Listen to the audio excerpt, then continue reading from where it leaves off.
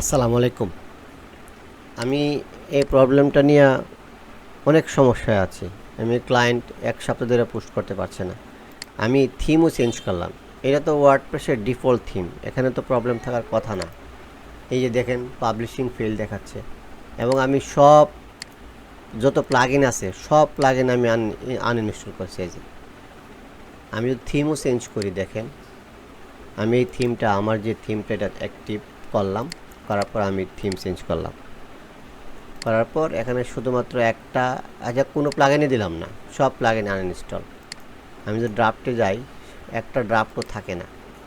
এবং আমি যদি নিউজটা নিয়ে আসি আমাদের গ্রুপ থেকে, যেখান থেকে উনি পাঠাইছিলেন সাংবাদিক সাহেব, আমি যদি এটা নিয়ে হেডিং দিই, কাট করলাম, পেস্ট করলাম, ছবি আপলোড হয়েছে।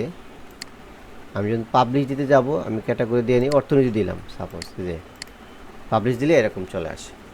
তা আমি এটা চ্যাটজিপিটিকে জিজ্ঞাসা করলাম, ওরা বলছে যে সার্ভারের মড সিকিউরিটি না কি এটা লক করা আছে, এটা কাইন্ডলি একটু দেখে দেন। এটা নিয়ে আমি অনেক ঝামেলায় আছি, প্লিজ।